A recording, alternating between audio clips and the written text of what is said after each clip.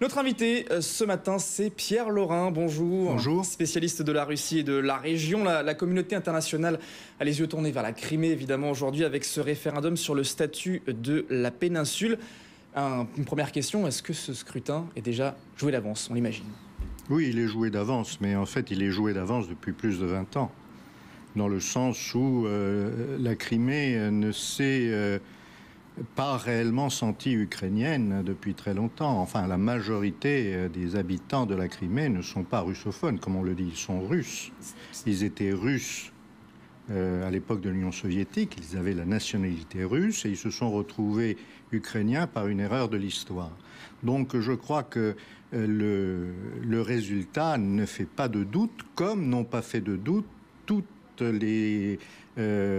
les scrutins qui ont été organisés précédemment et qui donnaient toujours une large majorité à ce que l'on appelle les russophones. Voilà, on a beaucoup parlé des conditions dans lesquelles sont organisés ce référendum, la campagne sans médias ukrainiens, sans médias indépendants. Donc même si le scrutin n'était pas vraiment faussé, la population voterait pour un rattachement à la Russie ?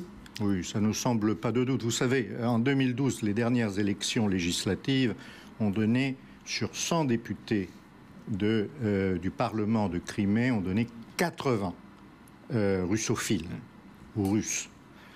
Bon, ça montre que les jeux sont un peu pliés. Quant au fait que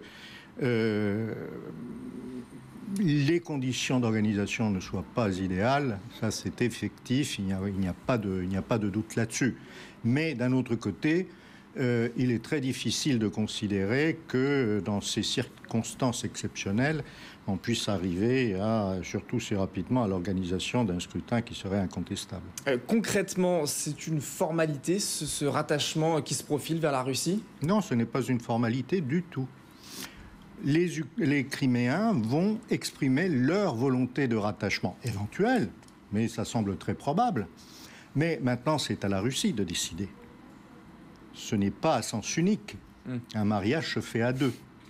Si les Russes décident que, prenons le temps de réfléchir, il y a des conditions à remplir, différons la chose, cela ouvre une marge très importante à la négociation. C'est-à-dire que le sort de la Crimée ne sera pas du tout scellé par le résultat du référendum. En revanche, si la Russie décide de éliminer définitivement un problème, d'annexer la Crimée, pas de problème, simplement il faudra qu'elle en paye les conséquences politiques pour les années qui viennent, les conséquences économiques, parce que la mise à niveau de la Crimée, qui est en retard par rapport à la majorité des régions russes, coûterait au bas mot 3 milliards de dollars par an pendant au minimum jusqu'en 2025.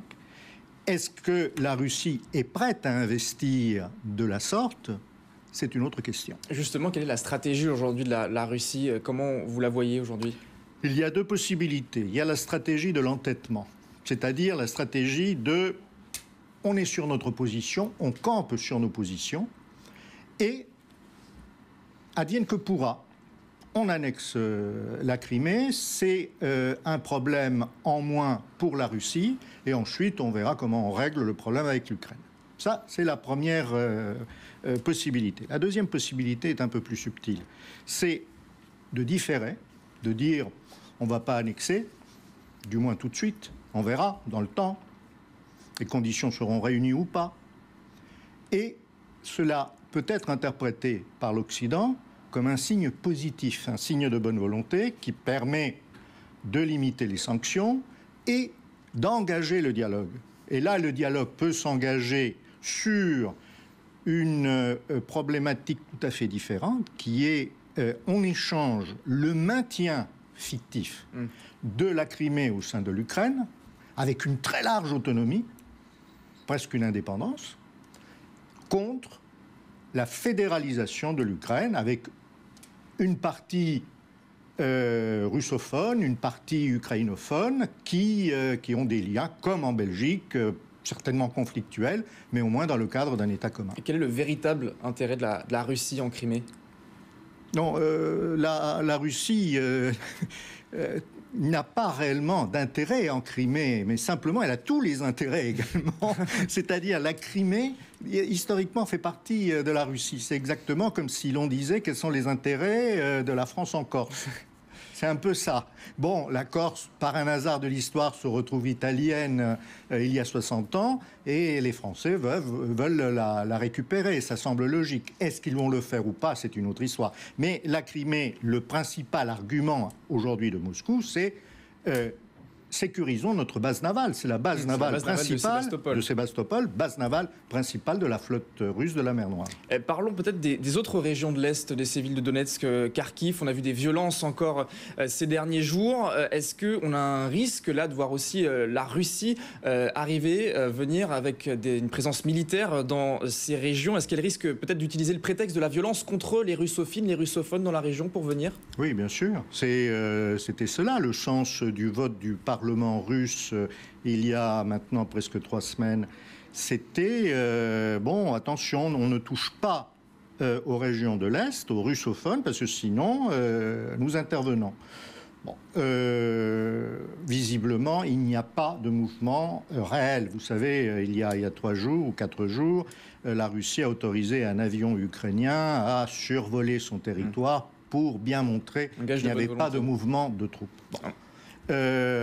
Disons que les Russes ont profité de la pression qu'ils mettaient sur l'Ukraine pour sécuriser d'une certaine manière la Crimée. Ça, c'est fait. Maintenant, il faudrait vraiment une escalade vraiment très importante pour que la Russie se décide à intervenir dans l'est de l'Ukraine. Et ce ne serait pas une partie de plaisir, je pense. Vous avez évoqué les conséquences. Quelle influence peuvent avoir les mises en garde de ces derniers jours de Barack Obama, de François Hollande hier? Est-ce qu'il y a des cas où Vladimir Poutine a reculé peut-être sur certaines positions? Pour le moment, il est trop tôt pour savoir s'il y a des reculs ou pas. Disons qu'il y a une valse hésitation. On avance, on recule, on essaye de tout de même respecter une certaine forme de diplomatie. On n'est pas dans la rupture. Les dialogues se maintiennent et généralement dans des conditions pas trop mauvaises. Le problème des sanctions, c'est qu'elles sont d'une part à courte vue, parce que les économies occidentales ont certainement beaucoup plus à perdre des sanctions vis-à-vis de la Russie que la Russie elle-même. Mais ça, c'est une autre histoire. Mais donc, on est dans le domaine un peu déclaratif. Et Poutine, de son côté, est également dans le domaine déclaratif, en fixant une fermeté qui, finalement, n'est peut-être que de façade, dans la mesure où il se garde tout de même des marges de manœuvre, des marges de négociation.